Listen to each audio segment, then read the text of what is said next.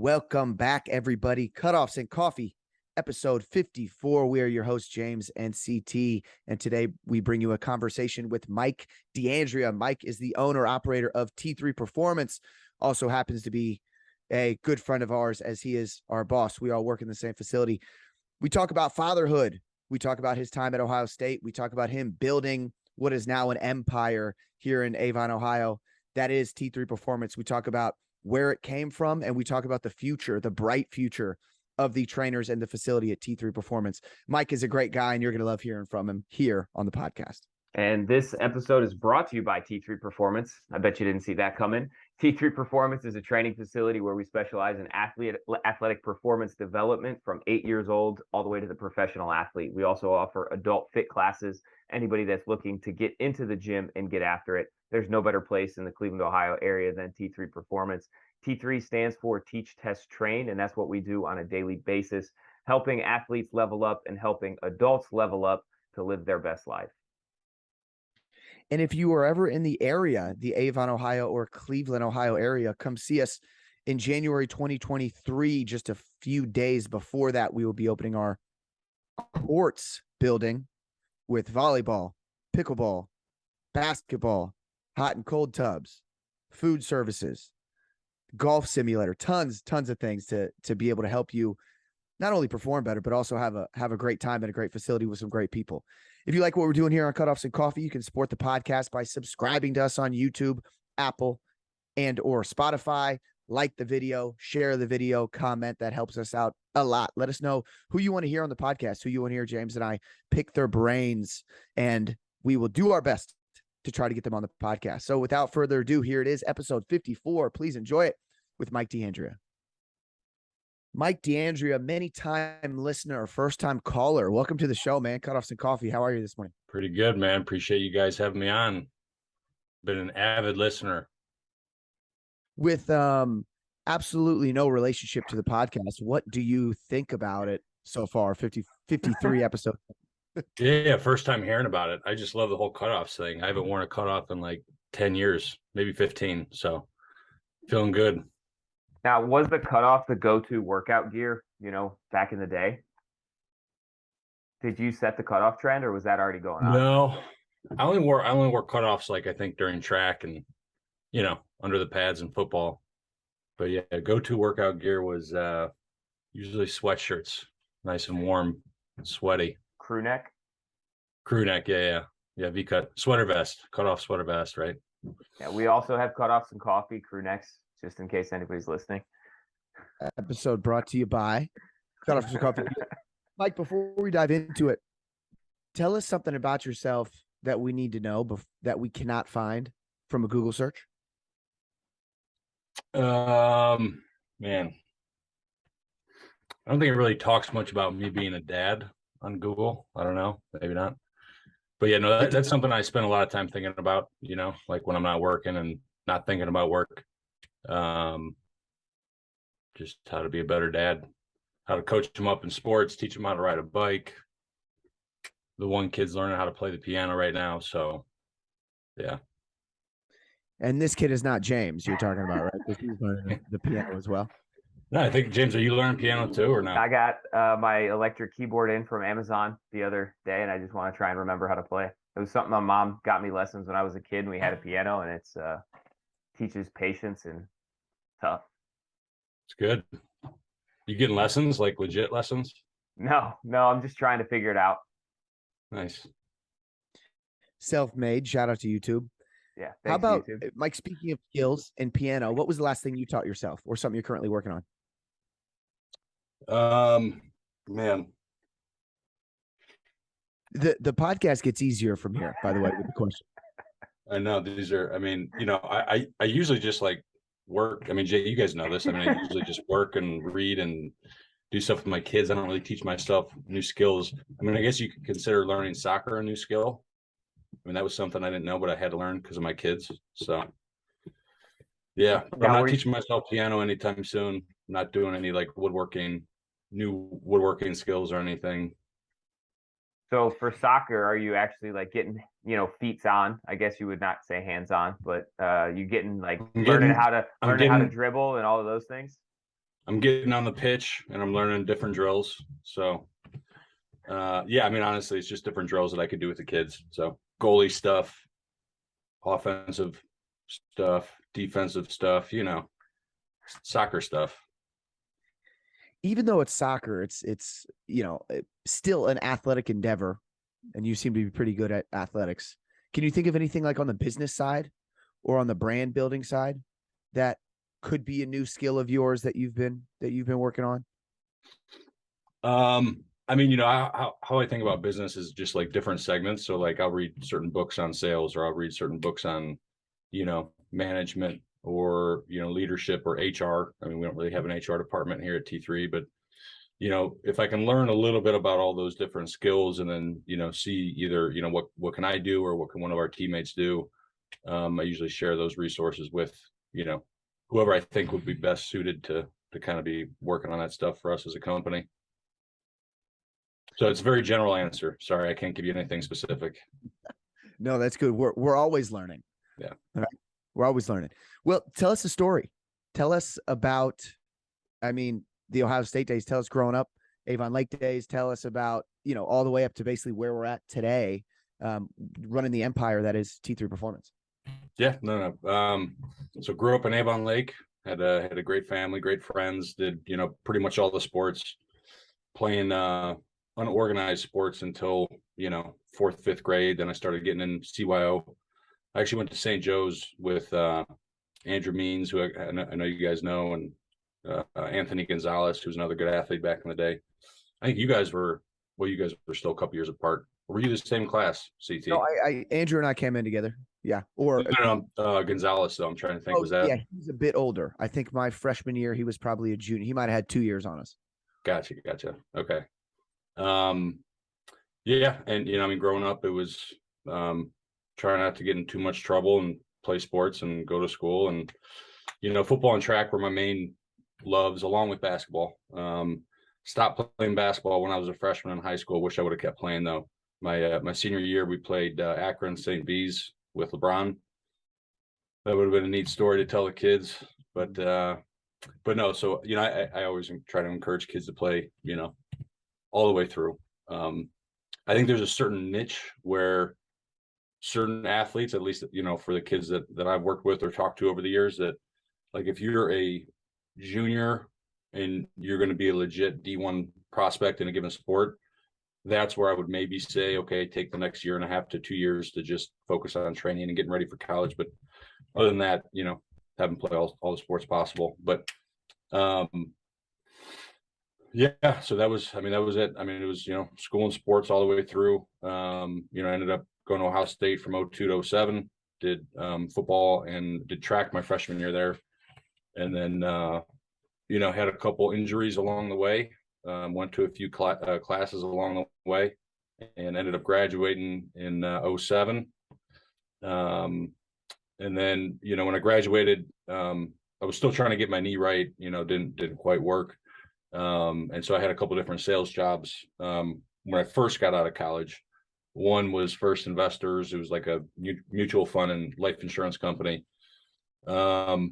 It was cool to learn about that. I think like the coolest takeaway was just the sales training we got. Like we went to a 2-week seminar thing in, I think it was New Jersey at the time. And so just learned a lot about sales and cold calling and all the uncomfortable stuff that comes with, you know, that side of the business. And then after that, my good buddy Jason Isley, who was a former Avon Lake grad, played at Purdue, and unfortunately recently passed away, but he recruited me to go to Blue Technologies.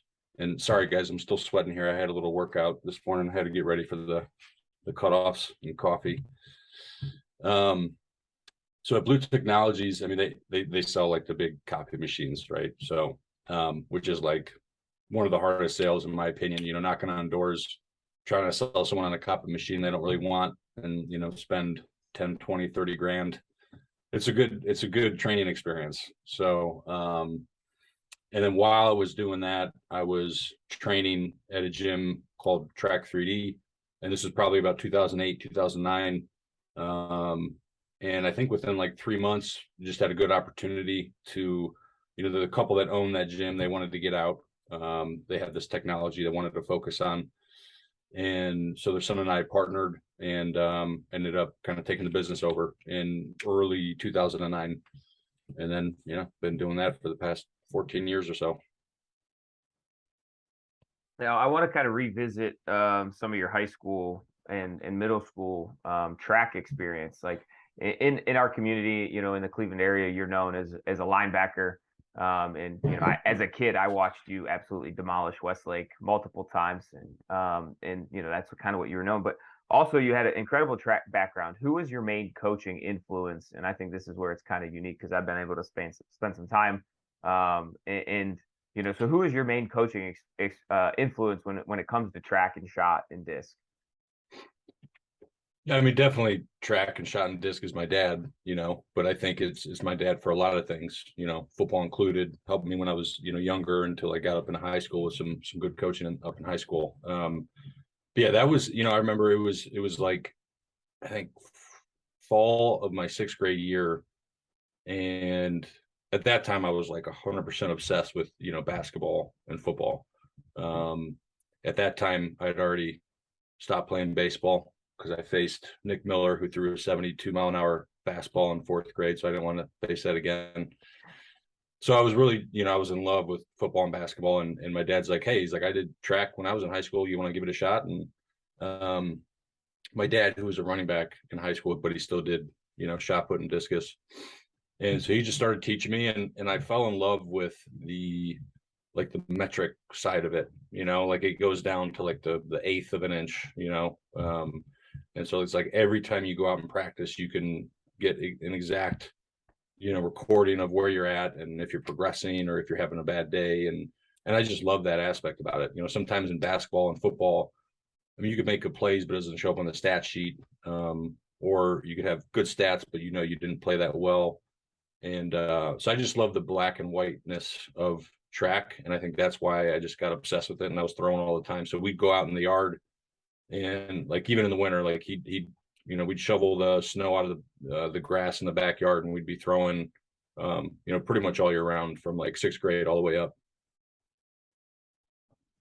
There's no way you take any of these lessons that you've learned from your father and used in your coaching for your children, is there? No, I tried to like forget everything that my dad taught me so I could just start from scratch. Yeah, no, it really is like it's hard. I mean, I have a pretty bad memory as is, but I try to remember those different nuggets and moments. And I'm sure you guys have this too with your parents and your dads, but yeah, you try to remember as much as you can from that to pass on with your kids. But sometimes you're in the scramble and in the mix and you just got to figure it out on your own. Yeah, I mean, I definitely like one of my memories is my dad hitting ground balls in the front yard, and like we wouldn't end until he would hit me one that was perfect that I could dive for, right? So we're just out in the yard and diving until I actually like make one. And those are the memories that I'll always remember, about my dad helping me in my baseball career. And I think, with your father, there's also a next level of that, because I know as a business mentor and you as an entrepreneur, he's had a big role in the influence in the start of T3. How did that kind of relationship start, I guess, from the business aspect of it? And was it similar to him as your coach in shot? Or did it take kind of a different path and have different experiences as your dad being a mentor in that kind of next phase? I would say it was different in the sense that, when I was doing track and coming up, I mean, he was like my only coach. And then, I went to like 1 or 2 camps and clinics. There was a really good camp at Dayton in college I would go to, a couple times throughout high school. But, other than that, it was really just him coaching me. When I got into business, I mean, we spoke every day, 4 or 5 times a week, probably at least. And it was always about like, just like little questions I had or little nuances. It's not about like, hey, how do I put this whole thing together? And so he was really good at just giving me kind of advice and guidance over the years. But I was fortunate too to have a lot of kind of mentors along the way, people that I built relationships with over the few years leading up to running the business that I was able to, take out to lunch and get different ideas on, again, different components to the business, the managing side or the sales side, or, lead development side, or, when we did the real estate thing, we had questions on that. And there were certain guys that, built their careers off of real estate development. And, the cool thing about my dad is that he was into banking. So the finance side, and, being good with the numbers is important, I think, in business, and figuring out the financing and all that kind of stuff for different needs. So yeah, I mean, we still, to this day, James, we still talk 4 or 5 times a week about business stuff. So yeah. You left off on your story in 2009, right? So people do not know Mike DeAndrea is the owner of Track 3D Performance, right?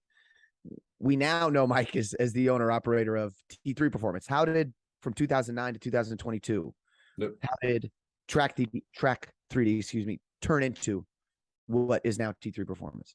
Yeah. So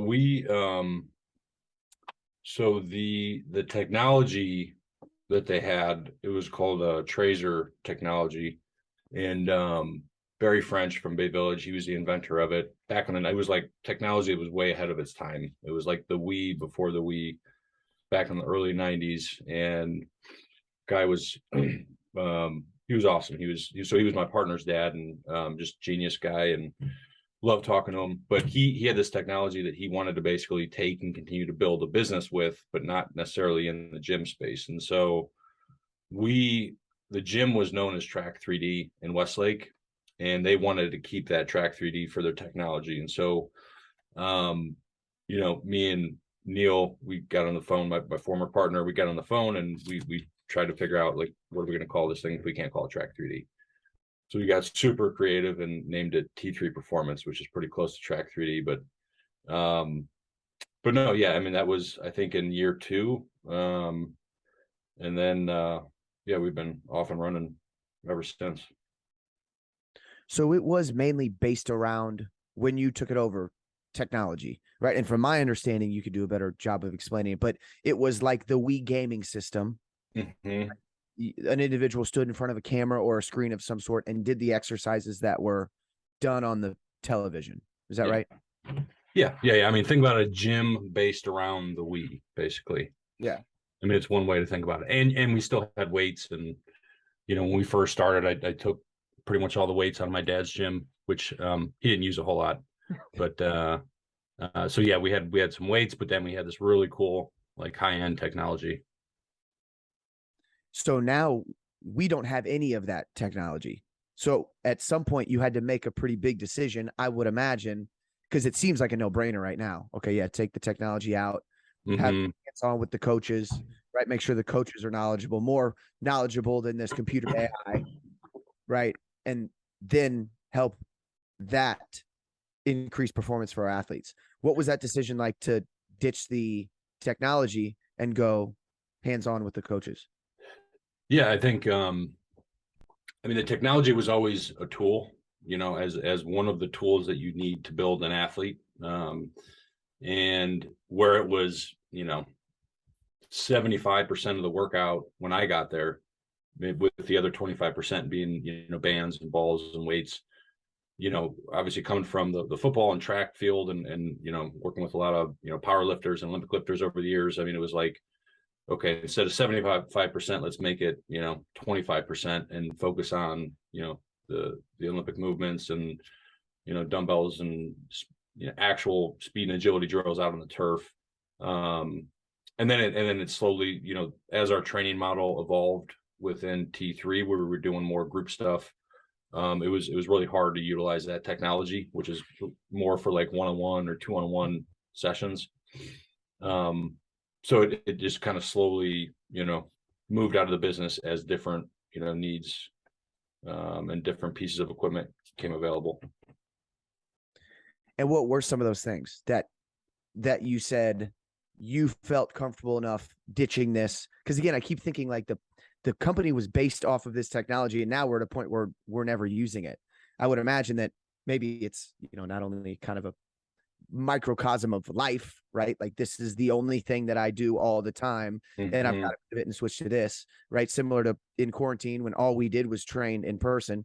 Now all we're doing is training online. And so individuals who get in those situations where I need to make a change, but this is a huge change between what my clients are used to, what I'm used to as an individual, right? I imagine again that there was something that happened that you guys had to make the decision like, okay, we got to completely ditch this and we got to move towards this direction. What were a few of those things that you checked the boxes and you said, you know what, I feel confident, I feel comfortable making this transition out of performance based around this technology to performance based around on field play?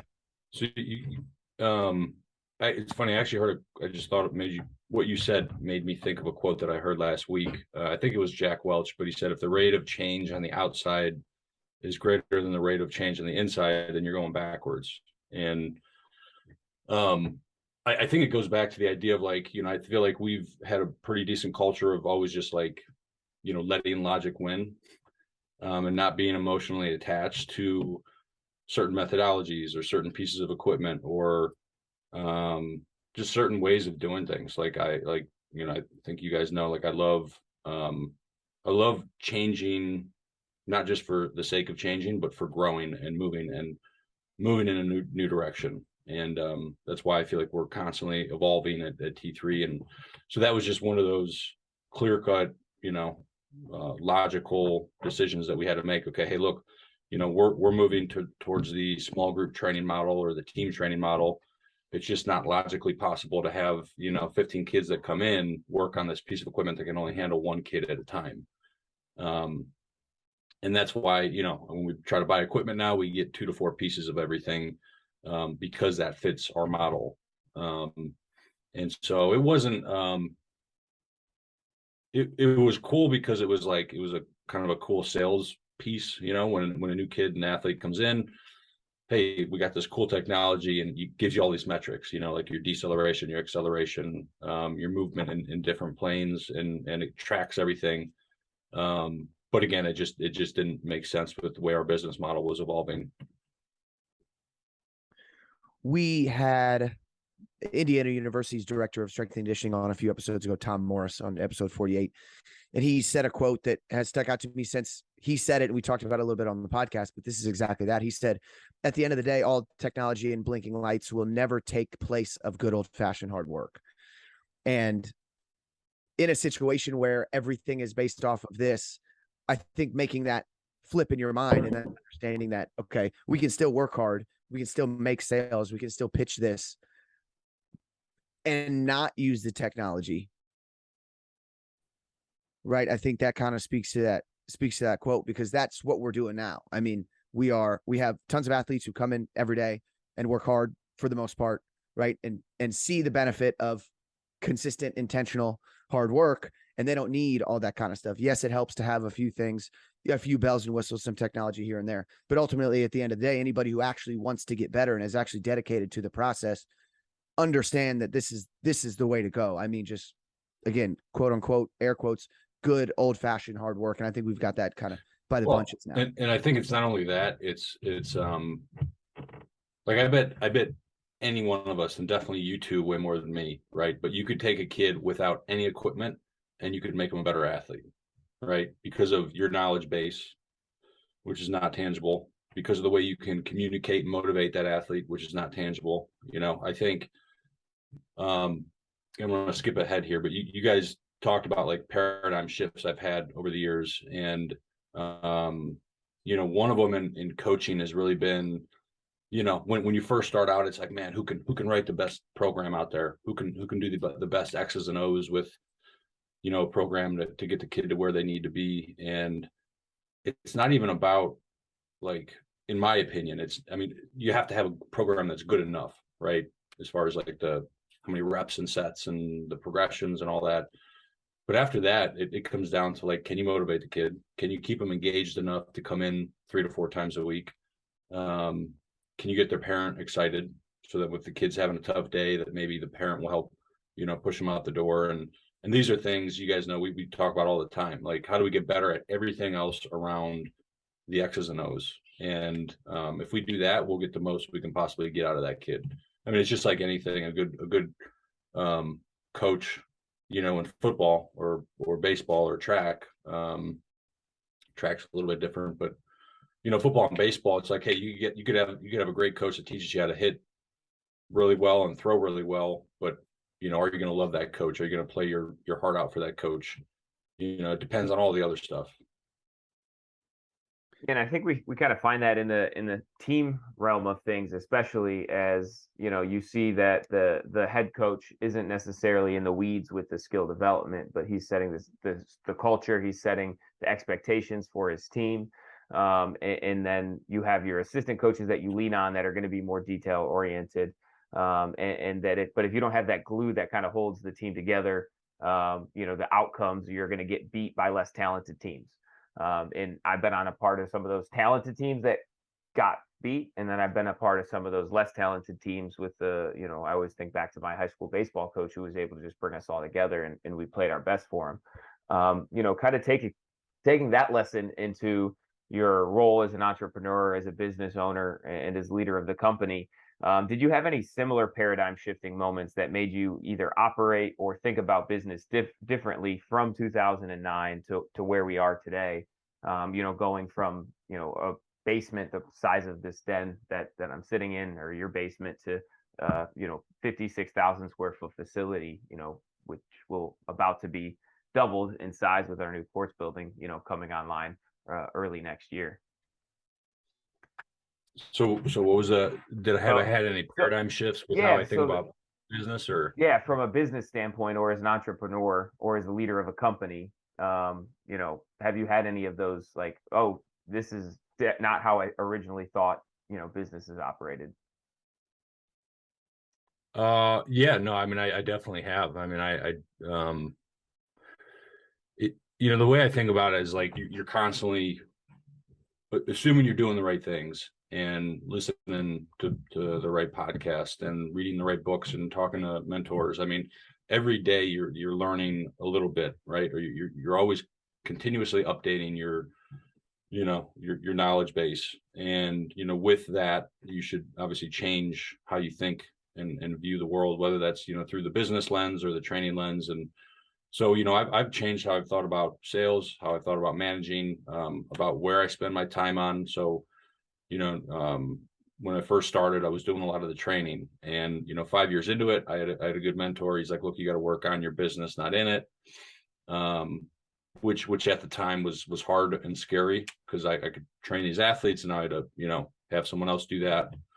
And then it was like, what am I going to work on? And then I quickly filled my time up with, other things to kind of grow the business. And so again, it's one of those things where, like, I think it's just every aspect of, how I think and operate with business has changed over the years.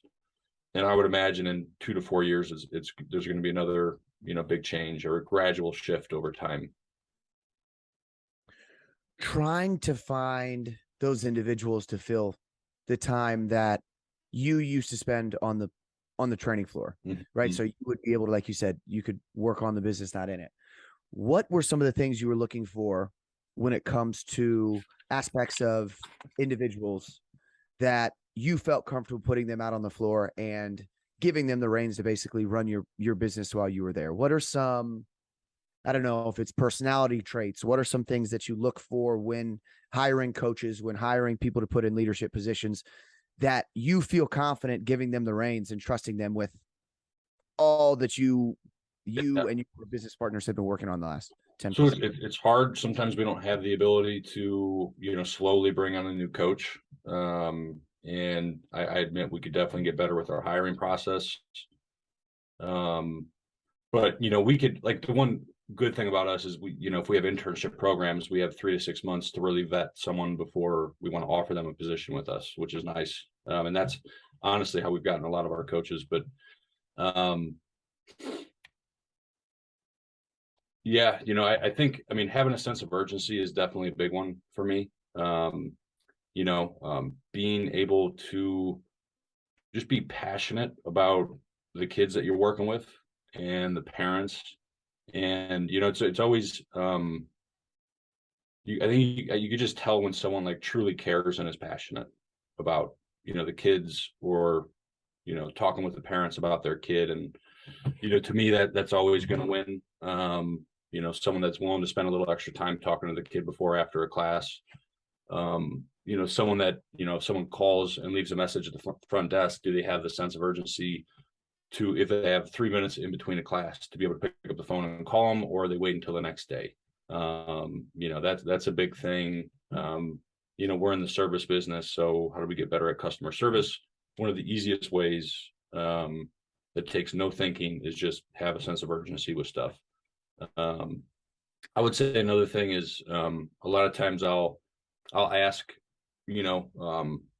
a favor, or I'll ask someone to, get something, or do something, or run a report, or just think about, different aspect of the business. And how they come back after I ask them that first time, the response to that will tell me a lot. It'll basically allow me and tell me, okay, can I trust this person with more responsibilities and work? If they have they responded well in this first instance, and if so, then I could trust them with more work. And I think that's like that with anyone, right? If you have, like James, if you bring someone on to, team grow, and you ask them, hey, come think about how you can innovate in this part of the field, and they come back with 2 sentences, or they come back with 2 pages of notes, you could say, okay, that's someone that I'd want on my team. That's someone I could rely on. That's someone that cares enough to put in a lot of discretionary time on this thing. How much do you weigh experience? 235. Oh, what? How much do you weigh? 235. What's that? 200. What's that in kilos? How that's funny. Good answer. How much do you weigh experience compared to basically like opportunity, like you had mentioned, to grow? Yeah. I guess I asked that question coming from a place where I got into it with a little experience, but I had love and an absolute passion for what I wanted to do. But trying to get a job in the industry very early on, you needed, and we hear this all the time in the service industry too, in the restaurant, bartending and serving industry. It's like, oh, you need 2 years of experience. Okay, how do I get those 2 years of experience? Well, you can't get them here. You got to go get them somewhere else, right? Yeah. So that's another thing that I see in training. I'll get texts from coaches or emails or DMs, whatever it is, where people say, hey, I want to get into it. Where can I cut my teeth? How can I get this experience? How much do you weigh that when you're looking at bringing somebody on? Is it 90% experience? I would say, if anything, I de-weight the experience. Like, I would much rather, like, if you know someone that needs experience, like, have them come to me. Like, I will.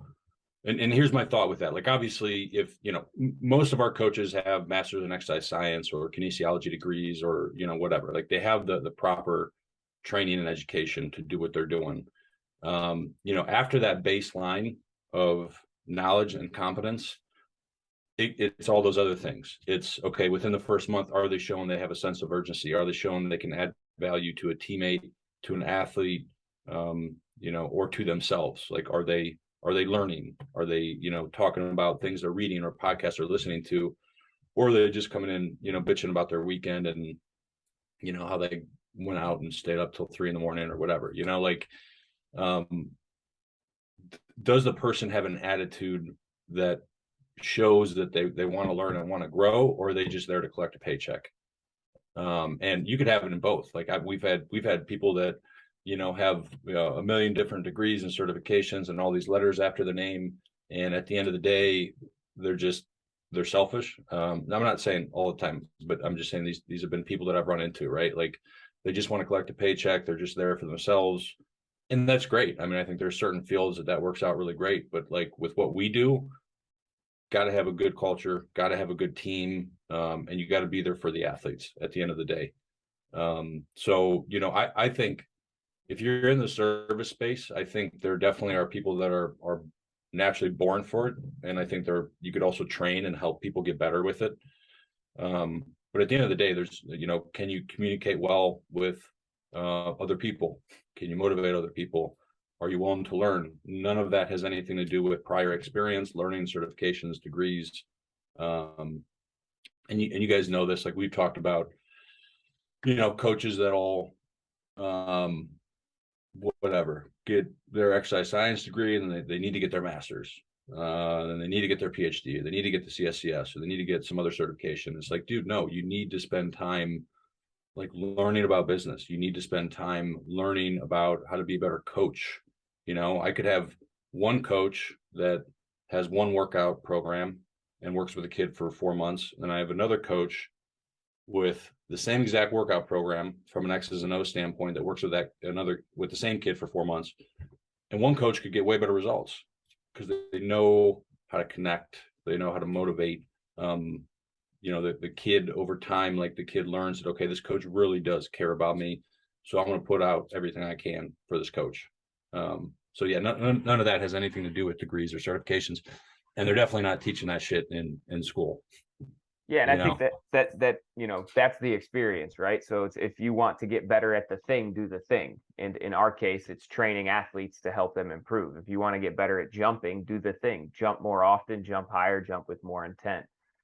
It's lift very heavy. And lift heavy. It's a lot easier to open a textbook and read about that textbook than it is to get on the floor and work with athletes and try and connect, especially if you're not comfortable in that environment. But if that's the intention behind what you want to be doing and helping kids, then you're not going to find out how to do that in a textbook. I think that relates. Well, and even go ahead. I was going to say, you mean, think about like people that get their masters in business. They go to this the best business school, the Weatherhead, whatever school of management, and they come out and they still need that real world experience. Like they have no clue what they're getting into. The guy that's been at that job for 5 or 10 years has so much ahead of this kid that has all this new education, but not the real world experience. And there was a guy we met with an athletic director, I don't know, 4 or 5 months ago, and he had some friends that were in the Amish world, and he went to a conference. It was actually a conference held by Amish business owners, and they were talking about the culture. And in that community, I think when like you're 12 or 14, like a lot of your formal education is done, and you just get thrown into the real world.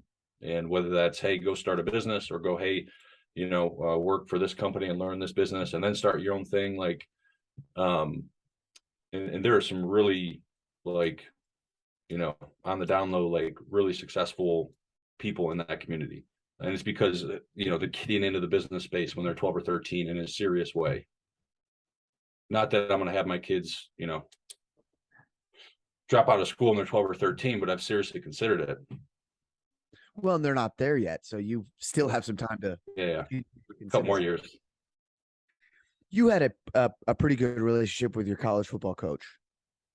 What are some of the things that you took from him, and is there anything that you still use to this day in business that you took from learning from him on the field? Yeah, I think it's a lot of what we're talking about here. Like he was focused on everything else.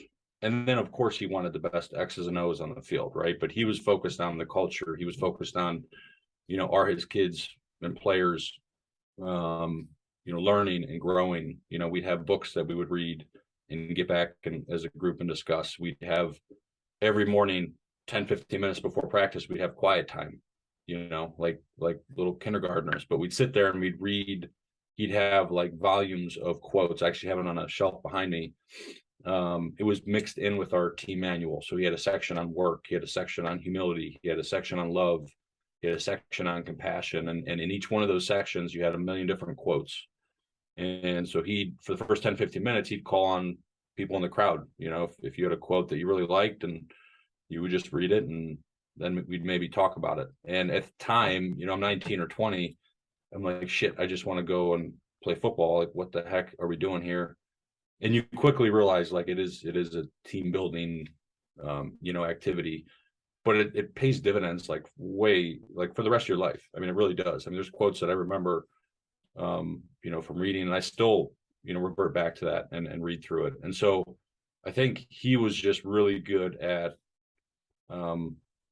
showing you that he cared about you as a person, not just you as a football player. And I mean, he remembered my wife's name. He knows that I have 3 kids, and I see him once every few years. He's also like one of the most unique and special human beings I think ever, but that's another story. So you're telling me Jim Tressel, very well known former Ohio State head coach, is preaching gratitude and love and patience. Yep. Yeah. How about that? Yeah. Actually, hold on. Let me see if I could get this. I'll show you what I'm talking about here. So it's not too shocking, James, that even coaches in this performance field can What's preach. that? Well, I'm just saying with him doing all that, right? You would think like the best of the best. What are they talking about, right? People are trying to listen to these people of influence, right? And find them on social media and do all that sort of stuff.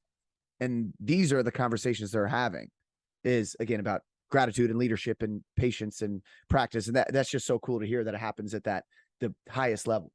And Well, I mean, and the thing is, like, there's actual science and research that backs up that that's what you should be talking about. Like, that will make you have a better football team. That will make your company, more successful if you're focusing on all this other stuff.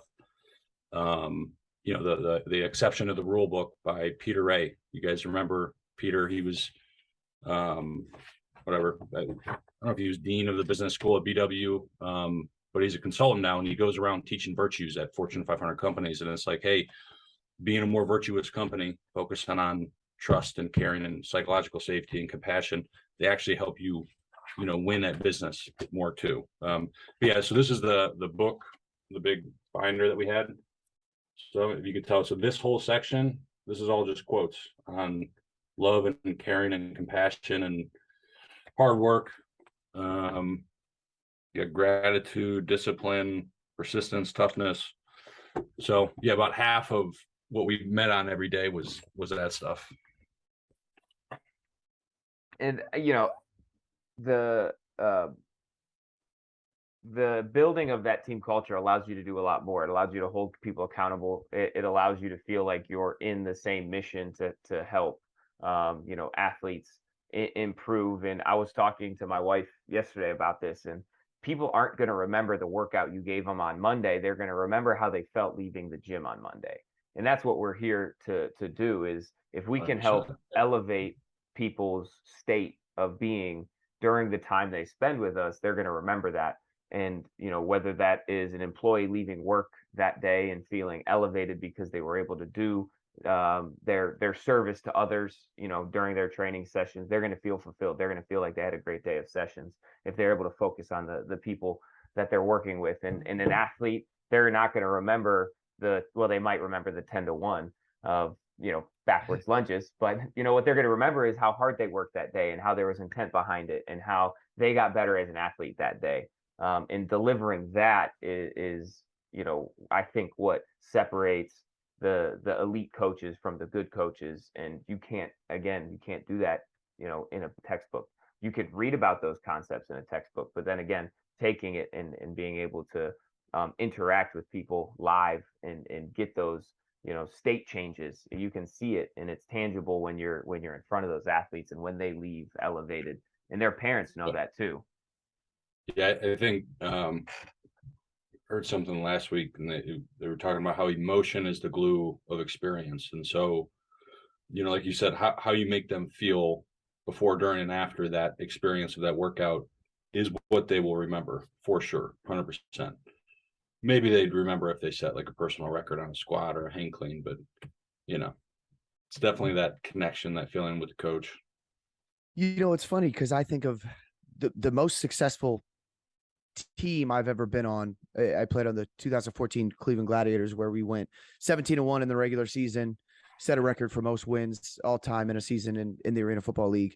And I apply this to my coaching often, is I think about my head coach, Coach Steve Tunn, who was the coach that when people look back on their careers and tell stories about having a coach that changed their whole outlook on the sport or their performance and any of that thing, this was him. It just took me a long time to get to him, right? 20 plus years of playing football before I found that coach.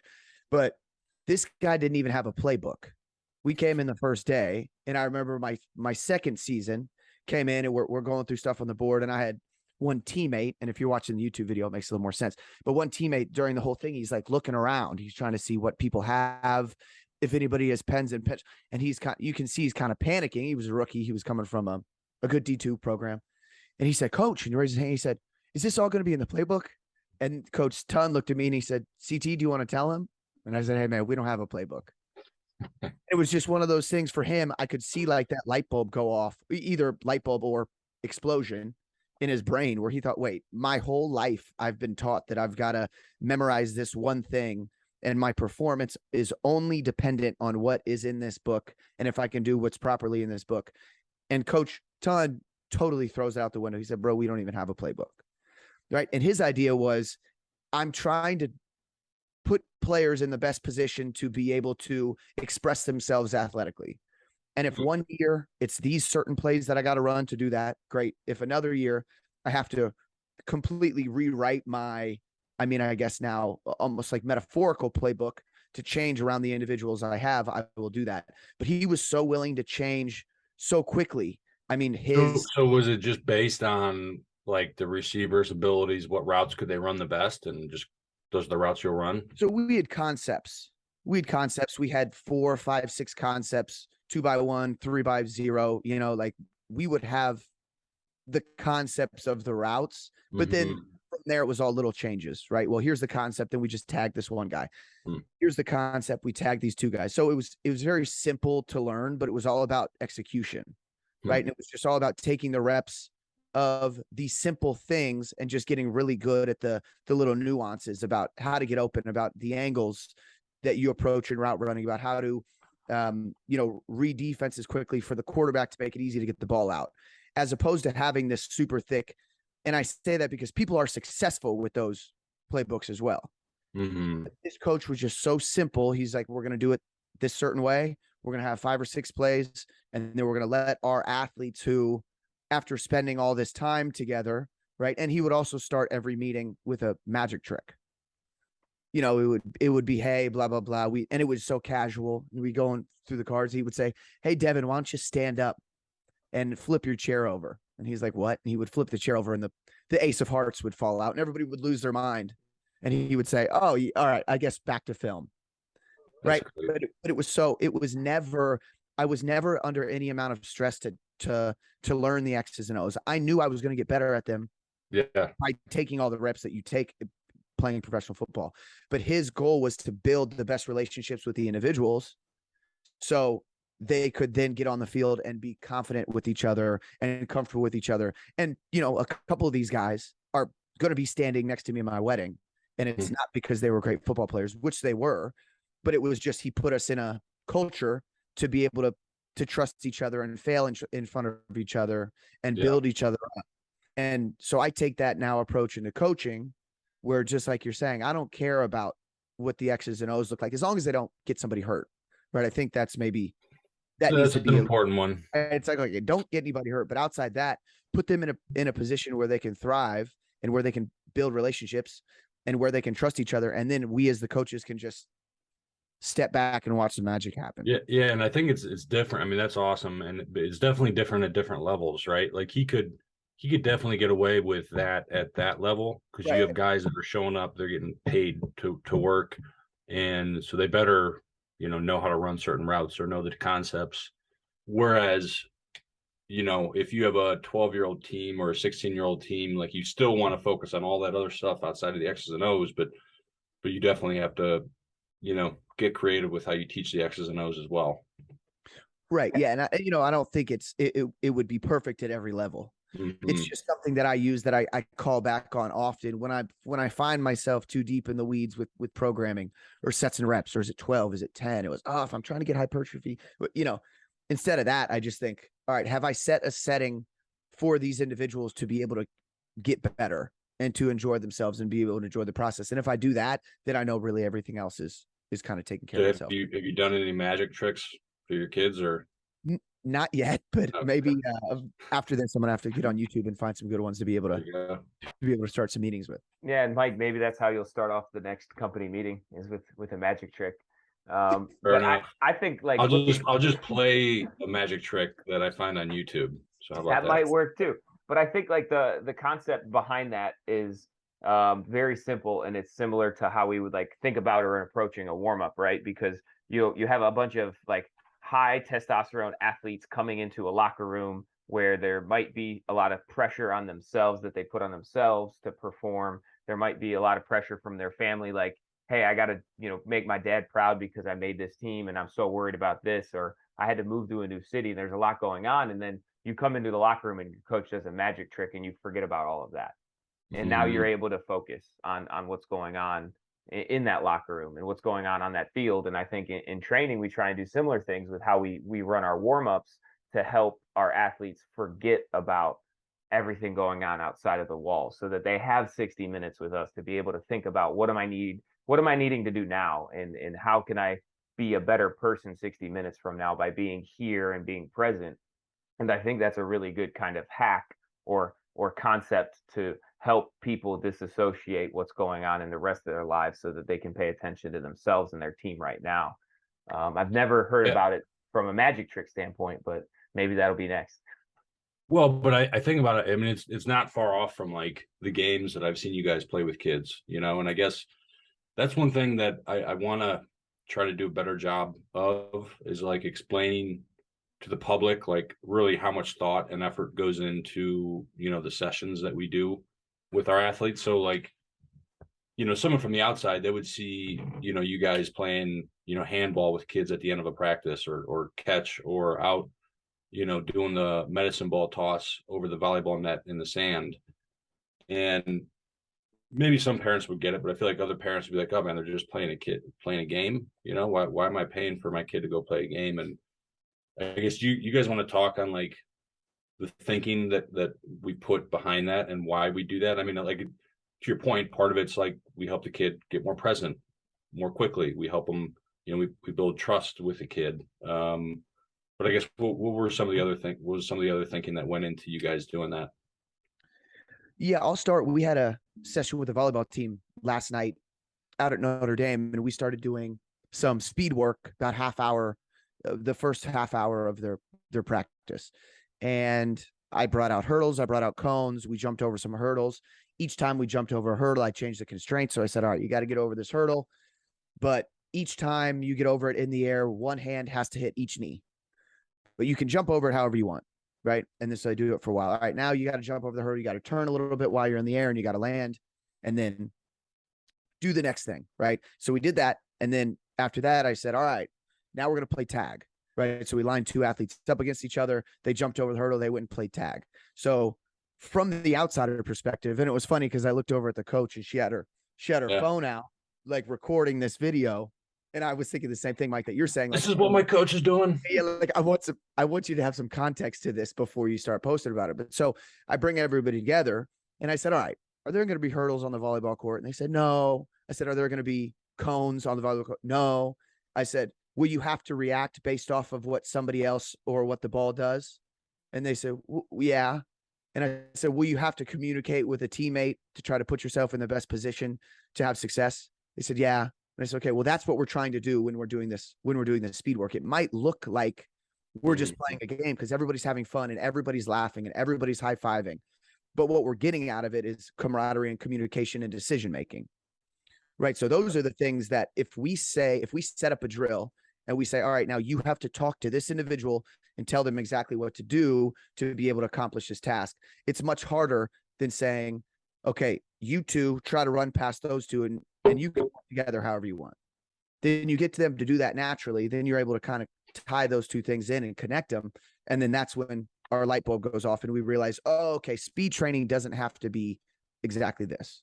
Right. Yeah. And then just like, and better than that, it shouldn't be exactly that. Like, right. Like I said, I mean, I think like that fun, informal, like routine that you guys have there, like that builds all that other stuff that we were talking about earlier. So I think it's like necessary. I just think, we could explain it more to athletes and coaches, Yeah. And I think everybody just comes from the place of, okay, cone here, cone here, cone here. This is a change of direction drill. This is what's going to make us good at changing direction. And what James and I've seen over, combined 15 plus years of doing it is they just get really good at that drill.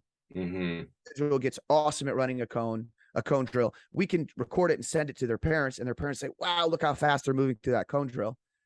But does that have any real rollover to how they perform on the field? And I would argue no. Well, the ladder definitely does. Like, the ladder, if anything, if you're really good at the ladder, you're going to be the fastest ever. ladder. We had James, was it a guest we had on who was talking about the speed? I can't remember if it was who it was, but talking about basically they put two individuals through a speed ladder. One was a first round draft pick in the NFL, and another one was a free agent who ended up not playing any time professionally. But the free agent you would have thought was a salsa dancer out there. Like, he was going through super smooth, tapping his feet every place he needed to do it, turning his hips, everything that comes with it. This guy who was a first round draft pick, offensive lineman, could barely even tap one foot in and out of the other. And he said that's when he realized, like, oh, the speed ladder doesn't have anything to do with performance, right? Yeah, it's blood flowing, coordination a little bit, but I think ultimately you don't need to be able to do that to be able to have success. But James, you want to talk a little bit about the games? Because he had talked about, we talked speed and then the games and how we kind of relay that to our athletes to get buy-in. Yeah, and I think a lot of what we do, has some basis in sound training principles, right? So, and we're not saying that you're never going to do a cone drill and you're never going to learn how to do a certain type of movement, like a crossover run, the technically most efficient way to do it. And if you think about our brain, it's just a big computer. And, sometimes we have to get in there and rewrite programs when our programs aren't letting us operate how we should move on a field. But once we have some of those base operations down, it's more the coordination, the decision-making aspects of those movement patterns that allow us to play a sport and express that athleticism, and getting better and better at a cone drill or shaving 0.05 off a pro agility time won't show up on the field when there are no, lines or cones or there's no more ladders out on the field. And a really good way to look at it is our speed training being effective? Well, can you take a video of that speed game drill, whatever that is, and then can you put it next to film of the sport you play, and are there similarities? And I think that's where we've started leaning towards some of those open-ended, bigger, larger field games, because those film comparisons look a lot closer to the actual game the athletes are playing.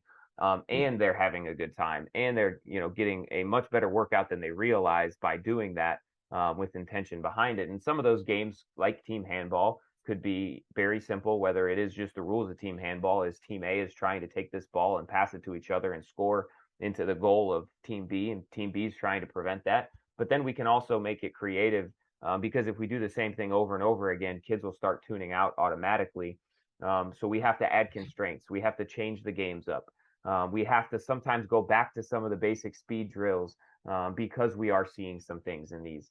And I think, like, acceleration is one of those things that it's a great way to warm up with, and we have to find somewhere outside of those games that we play to run intentional sprints of longer durations, because you might not get that in one of those open field games. So it's definitely, finding that yin and yang between the open games and the sound mechanics, and finding a way to blend those two things together that allows athletes who are maybe not so developed to develop some of those base qualities, but also keep the athletes who are at an elite level interested and challenged by adding the constraints in those games, that don't always let them succeed. Or, you have the starting point guard might be struggling with a game because now he has to be in a bear crawl position the whole time, whereas the center, who's not usually winning any of these things, is more comfortable there. So providing different environments that the kids can't really predict what they're getting to when they're coming in,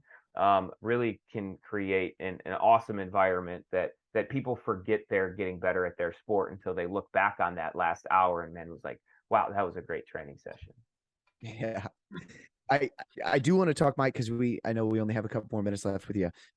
Just a couple of things back about T3 and then the future and where that's going, then we'll wrap up. But what is the thing that when you get home at the end of the night and the kids are in bed and everybody's getting ready and you're winding down and you're reflecting on what T3 performance is, what's the thing that makes you feel the most satisfied or the most excited or happy about what we do at T3?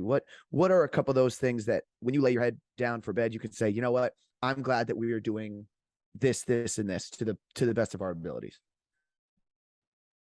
Unless you hate what's going on at T3, because then if that we can edit. stop recording this. Yeah, we'll have a whole different conversation. No. I was going to say, well, I usually don't do that exercise.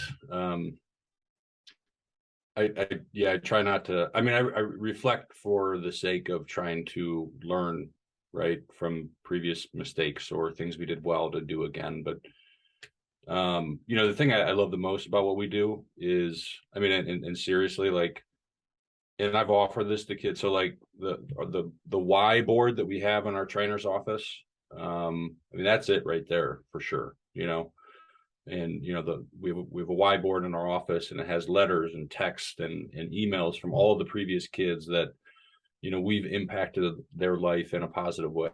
And, when I see that board, like, again, we all know, like, we've had one or two coaches that have been hugely impactful in our lives and how we like live and operate and think. And so that part of it's definitely the most rewarding. And I think even with that, like, we could still get deeper, like, as far as like, how we connect with the kids, how we just give them more tools to live successfully. Right. So, it's one thing to, get stronger and faster and become a better athlete. And so now you perform better. And so now you have more confidence. Like, confidence can only come from, you yourself, like, doing the work or, seeing yourself succeed. So that's great. Like, that's going to help a lot with a lot of these kids as they get older. But then it's like, okay, how can we help them more with like leadership or with the mental performance side, teaching them how to become more resilient. And so, I think, it's always about the athlete, how are we helping them? And I think we've done a lot of good over the years, but it's also like, how can we continue to get, more good, more efficiently out of our athletes, I guess, if that makes sense. Mm-hmm. And then how about the future? Got a lot of big things coming up in the future here for T3 Performance. What excites you the most about 2023 and moving forward, and what, gets you out of bed in the morning to work out before the Cutoffs Coffee podcast that it fires you up because you know that you have these things coming up kind of down the only thing that got me out of bed this morning was I wanted to look decent in the cutoff, so I had to get some arm work in. So tough to compete with the cutoff guys, you know what I mean? Yeah, typically, I always think about like what we're doing now is just a platform to do something bigger from. Like when we built the first building, and I know you guys know this, but like, everyone was like, hey, good job, whatever. And I'm like, well, it's just, we still got a lot of work to do. It's a good platform to do something else from, to help more athletes. And so I'm like on fire right now though, with like what we have going on and what's coming down the road. Obviously the new facility will be here in 3 to 4 months, and I'm just pumped that I have a place that I can go and play basketball anytime I want, morning, noon, or night. And it allows us to add to what we're doing with our athletes. We're going to have a recovery room. We're going to have the food cafe space for meal prepping. And so this is where I'm talking about, we can get deeper with our athletes. We can have our athletes on our campus longer to where, we could teach them new skills through classroom work or whatever. And then from there, it's really just kind of expanding and growing our reach, trying to get in front of as many athletes as possible to, provide them some awesome coaching. When it was first track 3D, did you see it becoming what it is now? No. I think, it's always, when you first start, it's like you're walking down the road and you're looking down at your feet, and it's like, all right, I just want to make sure I don't like trip and fall in the middle of the street right now. So I'm just going to watch where my feet step. And then gradually you can kind of like look up, and then it's like, okay, how is our team operating? This is kind of where I'm going. And then, as you do it further and longer, you can look a little bit further down the road. And, so yeah, I think it's you have different modes and mindsets at different points along the journey. Do you have any advice for entrepreneurs, people who want to go out there and try their own thing and really are passionate about a project after you've seen the progress of what, you and your partners have been able to do? Do you have advice for these individuals that maybe would help them not make some of the mistakes that you made coming up? Yeah, I mean, I would say just really think about like, if you're, a curious individual and you're willing to go and get uncomfortable and ask a lot of different people a lot of different questions. I mean, I think that's definitely a character trait that I would focus on, building your curiosity, which comes by like learning, and then the more you learn, the more you want to learn, and you're like, oh man, I mean, I know someone in this field, of real estate that I could learn some cool stuff from, or talk to, and then it's like, okay, how can I then return the favor? But I think that constant evolution of learning and growing and tweaking, and it getting uncomfortable through different things that you learn, and then when you feel yourself get to a point where you feel comfortable, then it's like, all right, now you got to get more uncomfortable learning something different. So I think you focus on building that character trait, and then just being patient with things. I would say one thing that I've gotten better balancing, and I really think about it, is like you have a sense of urgency. You have moments where you're like focused on a sense of urgency, and then moments where you just have to be patient. And so I think it's good to always think about those things. Like there are certain like checklists to do things that you can have a sense of urgency with. There are other things like I want to be here right now with our business, but I know we can't be, because we have to do X, Y, and Z before we get there. And so just being patient with it, which is much easier said than done, especially early on with the business. Like you want to get so much done. And I mean, as long as you're putting in the work and having a sense of urgency on those things, but no, like bigger picture wise, just be more patient. That's awesome. Are there any big things that we've missed? So we talked about fatherhood, entrepreneurship, starting the business, training, talked about your college football days. Anything that if you closed out of this call that you would be upset for not touching on?